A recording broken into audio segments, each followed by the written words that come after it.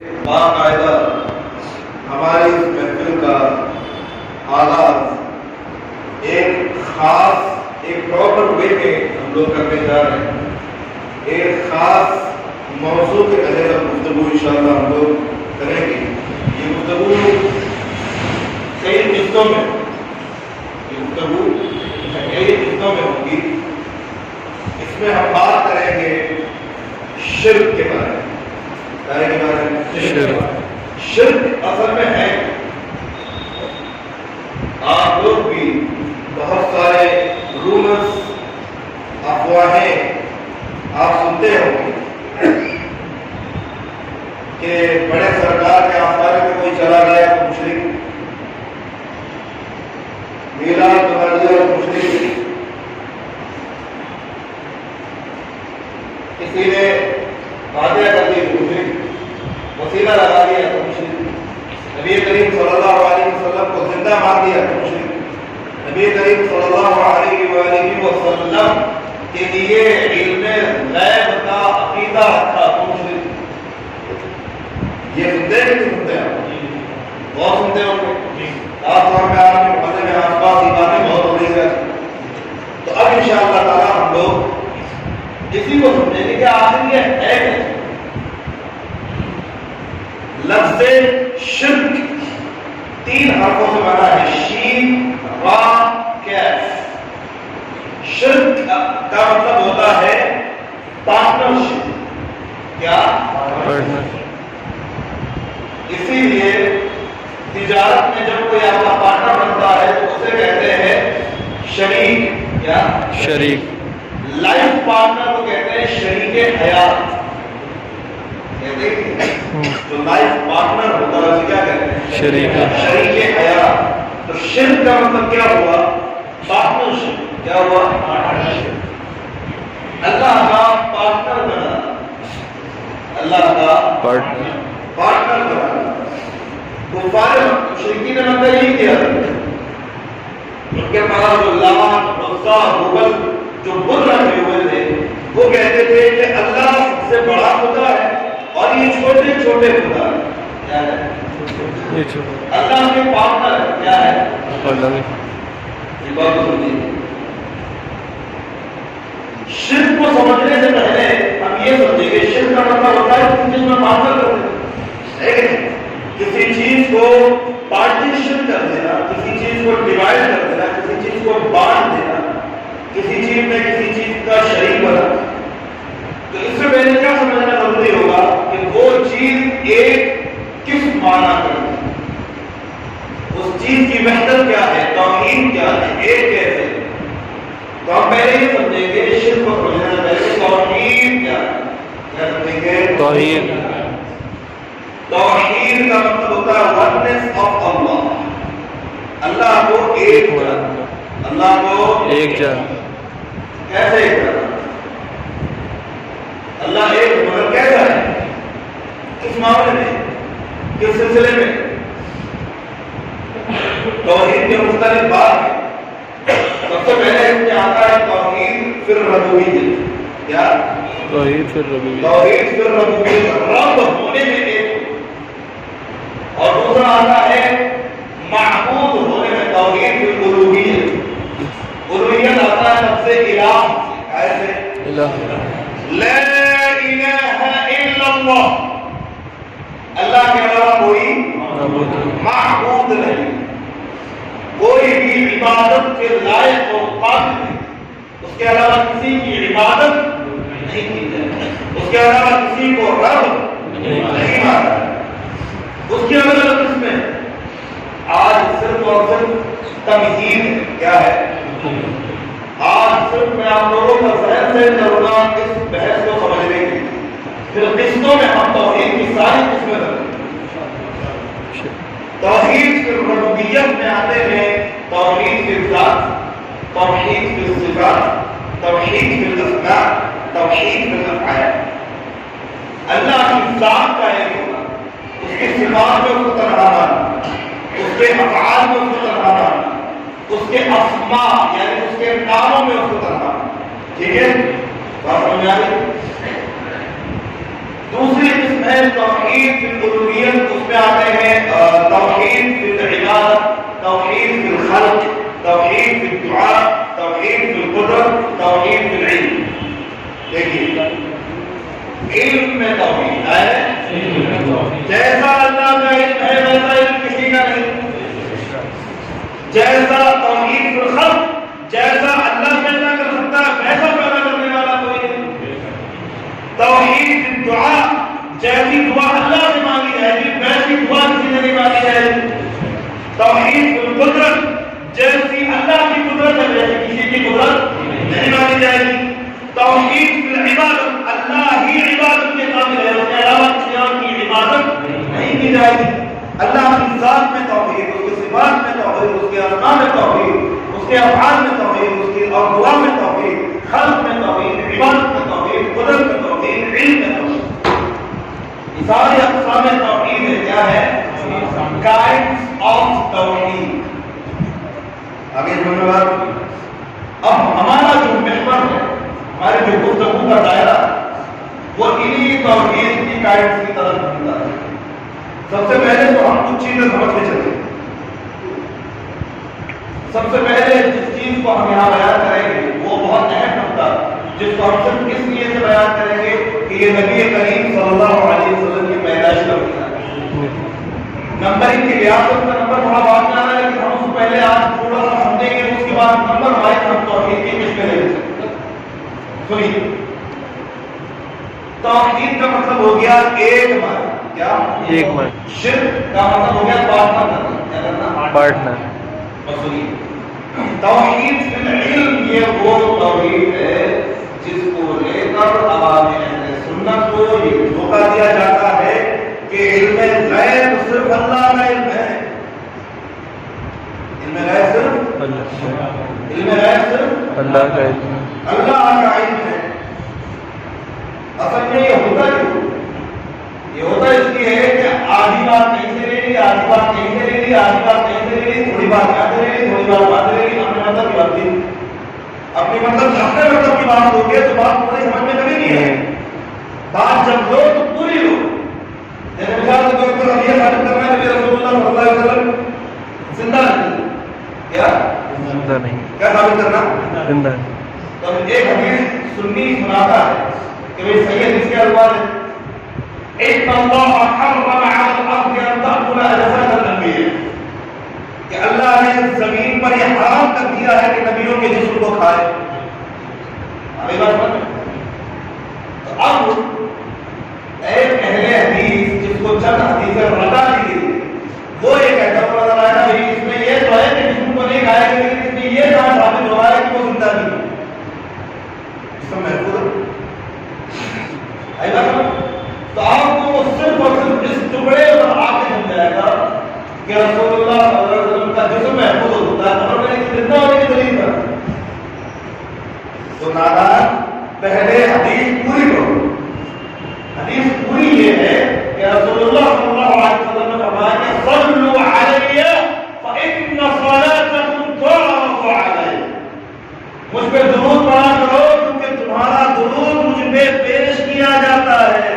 اس کے بعد صحابہ سے رسول اللہ نے پوچھا یا رسول اللہ وحتى بعد ان تكون رقیبا، یا رسول اللہ کہ جب آپ قبر میں تشریف لے جائیں گے کہ اس کے بعد بھی؟ تو رسول اللہ نے فرمایا نعم حتى بعد ان اكون رقیبا فان الله حرم على الارض ان تاكل اجساد الانبياء. ہاں میں جب قبر میں چلا جاؤں گا تب بھی تمہارے درود مجھ پر پہنچتے رہیں گے کیونکہ اللہ نے زمین پر حرام کر دیا کہ نبیوں کی ضرورت. سبحان اللہ. اب پوری حدیث سے کیا رابط ہوا؟ کیا رابط ہوا؟ زندہ ہے. اس وقت جو محفل ہو رہی ہے رسول اللہ اپنی آنکھوں سے اس محفل کو دیکھ رہے ہیں. سبحان اللہ.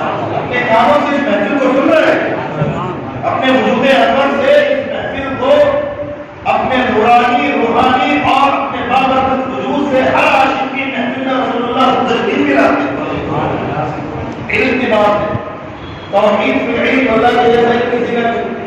یہاں کچھ مولانا لوگ بیٹھے ہوئے وہ بھی اور یہ بہت نقطے کی بات ہے. زمین کا شریک کیوں نہیں ہے؟ ہم اس بات کو آیت الکرسی سے سمجھنے کی کوشش کریں گے۔ علماء اہل سنت کے مصطفیٰ کلام سے چند نکات میں آپ کے سامنے پیش کر رہا ہوں۔ آیت الکرسی شروع اللہ لا الہ الا هو الحی القیوم لا تأخذه سنة ولا نوم له ما في السماوات وما في الأرض۔ اس کے بعد آپ آئیں گے ان آیتوں میں من ذا الذی یشفع یعلم ما بین ایدیہم وما خلفہم۔ اس سینٹنس کو دیکھیں، یعلم ما بین ایدیہم وما خلفہم ولا یحیطون بشیء من علمہ الا بما شاء۔ تین ٹکڑے کریں گے، یعلم ما بین ایدیہم وما خلفہم، بین ایدیہم وما خلفہم۔ بین ایدیہم یعنی اللہ تعالیٰ ان چیزوں کو جانتا ہے جو تمہارے سامنے ہے۔ یہ موبائل میرے سامنے ہے، آنکھوں میرے سامنے ہے، یہ پیپر میرے سامنے ہے، ٹیبل میرے سامنے ہے، موبائل میرے سامنے، سب کچھ میرے سامنے ہے، اللہ ان کو بھی جانتا ہے۔ ماں بین ایدیہم، اللہ تمہارے سامنے جو کچھ ہو رہا ہے اس کو بھی جانتا ہے، وما خلفہم، اور تمہارے پیچھے جو ہو رہا ہے اللہ اس کو بھی جانتا ہے۔ تمہارے بعد جو ہوگا اس کو بھی جانتا ہے، تم سے پہلے جو ہو چکا اس کو بھی جانتا ہے۔ علم غیب کیا ہے؟ نالج آف انسین، اندیکھی بات، جو چیز نظر نہیں آتی اس کا علم، جو چیز نظر نہیں آتی اس کا علم ہونا، اس کا علم ہونا۔ کیا یہ علم صرف اللہ کے لیے ہے یا یہ علم رسول اللہ کے لیے ہے؟ رسول اللہ کے لیے ہے۔ تو ہمارے چند نادان بھائی جو اپنے آپ کو فرقی اہل حدیث کہتے ہیں، ان کا دعویٰ یہ ہے کہ رسول اللہ کو علم غیب نہیں ہے، تو شرک کرتا ہے۔ کیا ہے؟ شرک۔ اب غور سے سننا اس مدے کو، اللہ نے قرآن میں اپنے علم کی خود تو کس میں بتائی؟ کتنی؟ دو۔ اللہ سورہ انعام آیت نمبر 73 میں فرماتا ہے عالم الغیب والشہادہ وهو الحکیم الخبیر۔ اللہ شہادہ یعنی نالج آف تھنگز، جو چیزیں نظر آتی ہیں ان چیزوں کا نالج، ان چیزوں کا علم۔ موبائل نظر آ رہا ہے کہ نہیں؟ علم نظر آ رہی ہے کہ نہیں؟ میں نظر آ رہا، اس کا علم بھی اللہ کو، اور غیب کا علم بھی اللہ کو۔ غیب کا علم بھی عالم الغیب والشہادہ، والشہادہ یعنی مشاہدہ، جو چیز آپ کو مشاہدے میں نظر آتی ہے اللہ اس کا بھی عالم، غیب کا بھی عالم۔ مجھے ایک بات بتائیے، غیب کی بات آئے اور ہم یہ کہیں کہ رسول اللہ کو یہ پتا ہے کہ ہمارے پیٹ پیچھے کیا ہو رہا ہے، ہم سے پہلے کیا ہو چکا ہے، ہمارے بعد کیا ہوگا، تب تو آپ کو یہ لگتا ہے کہ ہم نے شرک کر دیا۔ اللہ تعالیٰ اپنے آپ کو عالم الشہادہ بھی کہتا ہے، جو چیزیں نظر آتی ہیں اس کا بھی عالم کہتا ہے۔ تو اللہ اس معنی کا اگر دیکھا جائے تو ہم آپ سب کے سب اللہ کی شریک ہوئے، کیونکہ جو چیزیں نظر آ رہی جو چیزیں نظر آ رہی ہے جو چیزیں نظر آ رہی ہے ہم بھی شریک ہو، جو چیزیں موجود ہیں تو میرے سامنے بھی موجود ہیں۔ اور آپ نے اللہ تعالیٰ کو یہ کہا ہے کہ صرف اللہ غیب کا عالم ہے، شہادت عالم۔ اس نے کہا عالم الغیب والشہادہ یعلم ما بین ایدیہم وما خلفہم، جو آگے ہے، جو پیچھے ہے، جو ہو چکا ہے سب جانتا ہے۔ تو جو لوگ یہ جان جائیں کہ اللہ تعالیٰ کہ جو کچھ ہو چکا ہے یا جو پیچھے ہو رہا ہے، جو چھپا ہوا ہے، اگر اس کو جاننا اللہ کے علم کے ساتھ اگر شرک ہے تو مجھے یہ بتائیے کہ وہ چیزیں جو نظر آ رہی ہیں، وہ چیزیں جو دکھائی دے رہی ہیں، ان کو جاننا شرک کیوں نہیں ہے کہ اللہ کو دیکھ رہا ہے؟ یا تو یہ مان لیجیے کہ کائنات میں جتنی مخلوق ہے سب اندھی ہے، یا جو ہمیں نظر آ رہا ہے وہ سب جھوٹا ہے۔ یا تو یہ ماننا ہوگا نا، تھوڑی دقیق باتیں غور سے سنیے گا۔ جھانسا ہمیں یہ دیا جاتا ہے کہ غیب کا علم رسول اللہ کے لیے ماننا تو شرک ہو جائے گا۔ میرے بھائی، اللہ تو صرف عالم غیب نہیں ہے، عالم شہادت بھی ہے، عالم موجود بھی ہے، عالم مشہور بھی ہے۔ تو جو چیزیں نظر آ رہی ہے اس کو اگر ہم دیکھیں تو کیا ہم بھی اللہ کی شریک ہو جائیں؟ یہ دھوکہ ہے۔ کیا ہے؟ دھوکہ۔ دھوکہ دیا گیا، کھلا دھوکہ دیا، کھلا جھانسا دیا گیا، صرف اور صرف رسول اللہ کی عظمت کو کم کر دیا۔ یہ ہو گیا یعلم ما بین ایدیہم وما خلفہم۔ ان باتوں کو ابھی یہاں پر ریکارڈنگ ہو رہی ہے، اس کے بعد یہ ویڈیو چینل پہ پڑے گی، آپ لوگ اس کو بار بار دیکھ کے غور سے سمجھیے، بار بار سمجھیے۔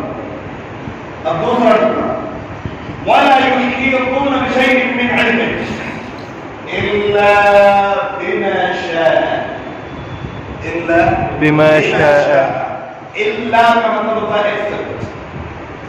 ٹھیک ہے, تو اس کا مطلب کیا ہے؟ they can't put limit on Allah's knowledge. وہ اللہ تبارک و تعالیٰ کے علم پر کوئی حد نہیں لگا, کوئی احاطہ نہیں کر سکتے. اللہ یحیطون کا مطلب احاطہ کیا ہے؟ یعنی اللہ کے علم کا کوئی احاطہ, اللہ کے علم کا کوئی احاطہ نہیں کر سکتا.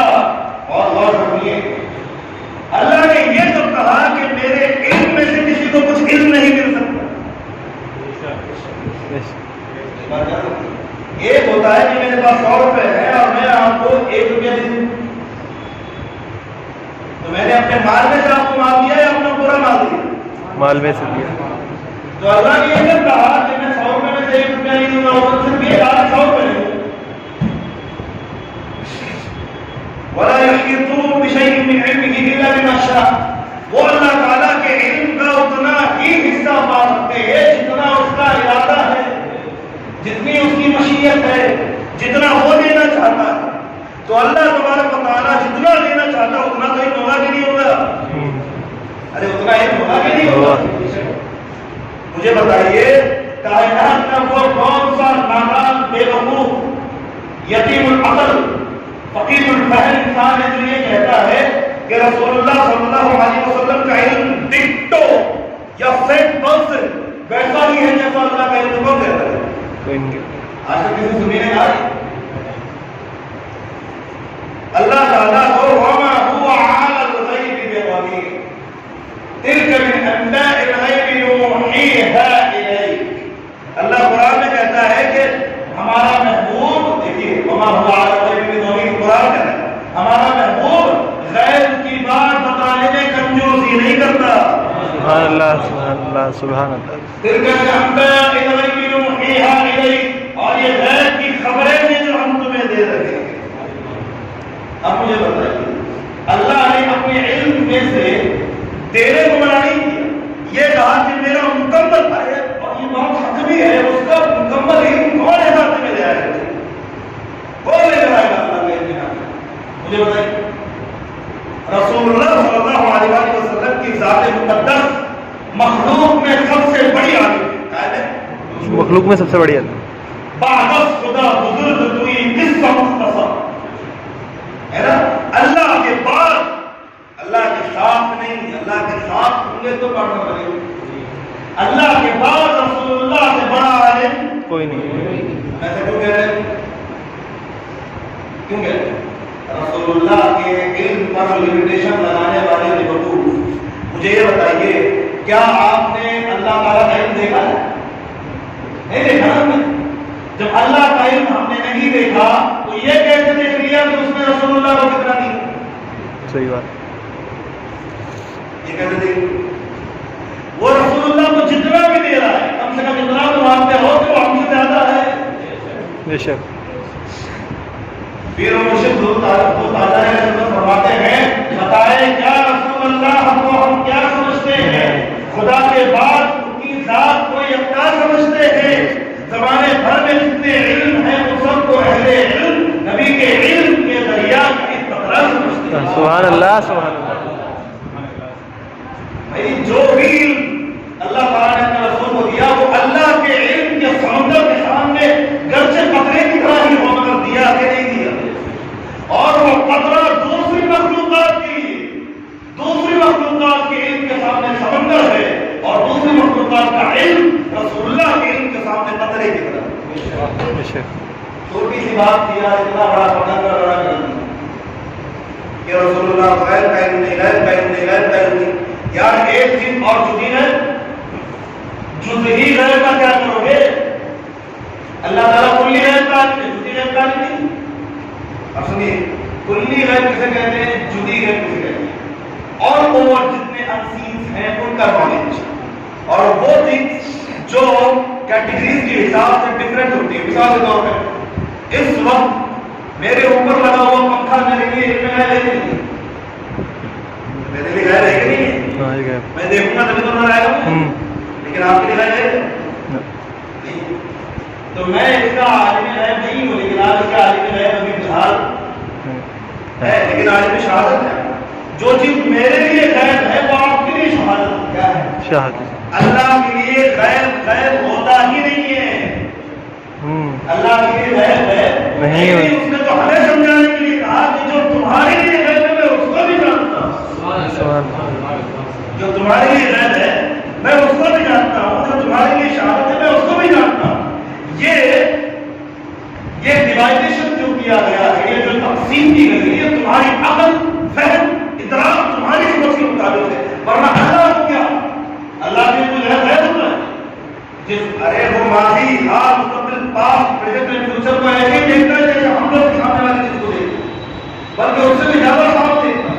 اس کے لیے غیب تو غیب ہے نہیں. اس نے تو ہمارے لیے کہا کہ جو چیز تمہارے لیے غیب ہے چھپی ہوئی ہے میں اس کو بھی جانتا ہوں. آئی بات سمجھ میں؟ اللہ نے اس میں سے اپنے رسول صلی اللہ علیہ وسلم کو علم دیا. بخاری شریف کی حدیث ہے, نبی کریم صلی اللہ علیہ وسلم مسجد نبوی میں جب نئی مسجد تعمیر ہو گئی اور نبی کریم صلی اللہ علیہ وسلم خطبہ دینے کے لیے تشریف لے گئے تو جس درخت میں پہلے آپ خطبہ دیا کرتے تھے اس کی ایک ٹہنی آپ کے شوق میں آپ کی طرف میں ہونے کیا کرنے لگی. بعض روایت میں یہاں تک آیا ہے کہ نبی کریم صلی اللہ علیہ وسلم کی حدیث میں موجود تمام صحابہ نے اس کو سنا. کیا اس کے رونے کی آواز کو تمام صحابہ نے. اب پوری طرح تفصیل سنتے چلیے. نبی کریم صلی اللہ علیہ وسلم نے اس تحریک کو جب اپنے سینے سے لگا لیا تو اس نے رونا بند کر دیا اور اس کو سکون.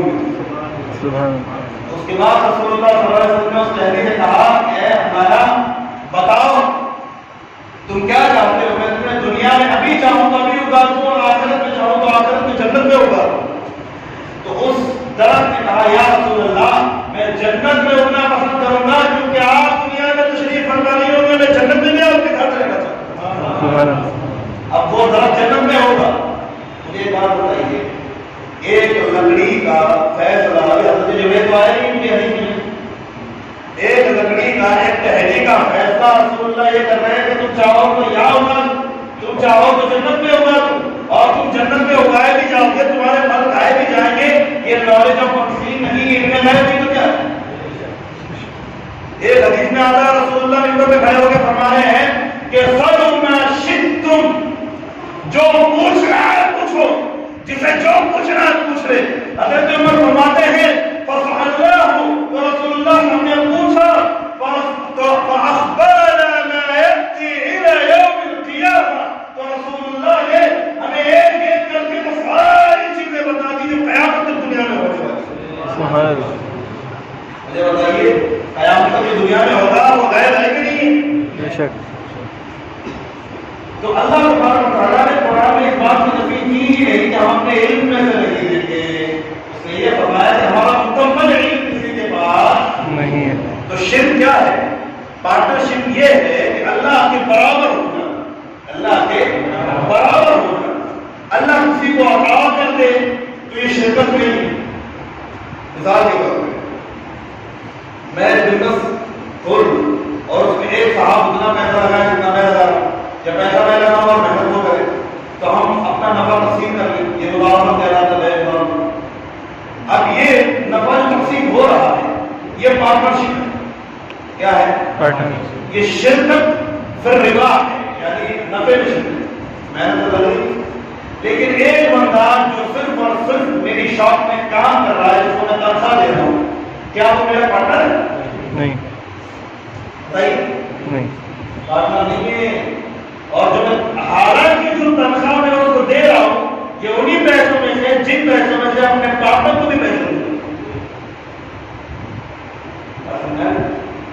بھائی میرے پاس 1000 روپے وہ ہے جس میں سے 500 روپے پارٹنر کے درمیان تقسیم ہوں گے.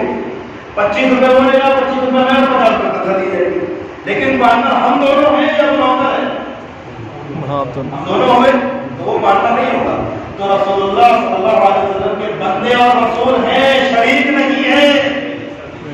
تو رسول اللہ جو اللہ کی بارگاہ سے ملتا ہے ان کا مقام بندگی اتنا بلند ہے, اتنا بلند ہے کہ اگر وہ بندے ہیں تو ان کی جیسا کوئی بندہ نہیں. بے شک. وہ رسول ہے تو ان کی جیسا کوئی رسول نہیں. یاد رکھیے, تو رسول اللہ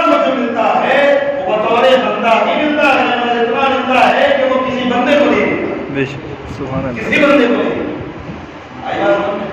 تو آج ہم نے اس بات پہ اپنی گفتگو کی تمہید رکھ دی کہ توحید آخر میں ہے، اور آج کیا سمجھ میں آیا کہ علم غیب کے بارے میں جو دھوکہ ہمیں دیا جاتا ہے وہ سراسر جھانسا اور ایک طرح کا فراڈ ہے جس کو ہم کھاتے چلے آ رہے ہیں، ہماری عوام اس کو سمجھ نہیں پاتی۔ اللہ تعالیٰ کی صرف دو چیزیں یاد رکھیں، اللہ کے علم کا مکمل احاطہ کسی کے لیے مان لینا اللہ کے علاوہ شرک ہے، کیا ہے؟ اللہ کے علم کا مکمل احاطہ کسی کے لیے مان لینا کیا ہے؟ شرک۔ اللہ کے علم میں سے کسی کو دینے کی بات اللہ نے خود آیت اور کرسی میں فرمائی، لا یحیطون بشیء من علمہ الا بما شاء، جتنا اللہ چاہے عطا کرے۔ اور رسول اللہ صلی اللہ علیہ وسلم کو اللہ تبارک و تعالیٰ نے سب سے زیادہ علم عطا کیا، یہ تو اس کو کوئی شک نہیں ہے کیونکہ اس میں صحیح حدیث موجود ہے، سب مانتے ہیں کیونکہ رسول اللہ مخلوق میں سب سے زیادہ سب سے بڑے ہیں۔ اب تم کوئی انچن ٹیبل لے کے بیٹھے ہو کہ نام نے نہیں کہ رسول اللہ کو اللہ نے کتنا دیا تو تم سے بڑا بیوقوف ہوئی۔ جب اللہ کے علم کا احاطہ بندہ نہیں کر سکتا، بھائی تم تو اندازہ اس چیز کا لگا پاؤ گے جس کو تم نے دیکھا ہے، ناپا ہے، تولا ہے، جس کی لمٹ ہے، جس کا کورس ہے، جس کی یا جس کا کوئی سبجیکٹ ہوتا ہے، جس کے یونٹ بنے ہوتے ہیں، یہ کبھی تو دیکھو گے نا۔ بھائی اللہ کا علم ایسا علم ہے کہ جو ہمارے سمجھ میں آ ہی نہیں سکتا، تو اس علم میں سے جو اللہ نے رسول اللہ کو دیا وہ کیسے سمجھ میں آ جائے گا؟ آئی بات سمجھ؟ تو بہت آسانی سے میں آپ لوگوں کو سمجھانے کی کوشش کر رہا ہوں۔ تو آج ہم نے توحید پر بسم اللہ کر دی اور اب قسطوں میں یہ بات چلے گی۔ آپ لوگوں سے میں کہہ رہا ہوں جتنے اہل حدیث دیوبندی اور مدینہ امام والے آپ کے کانٹیکٹ میں ہو سب کو لے کر آئیے۔ درس کے بعد عام سوال کی اجازت ہے، بالکل سوال کیجیے، کوئی آپ کو نہیں روکے گا، کوئی روکے گا نہیں، نہ کوئی یہاں مطلب بھی کرے گا۔ آئیے محبت سے سوال پوچھیے، جواب دیے ہیں۔ اور ان کا السلام علیکم ورحمۃ اللہ وبرکاتہ۔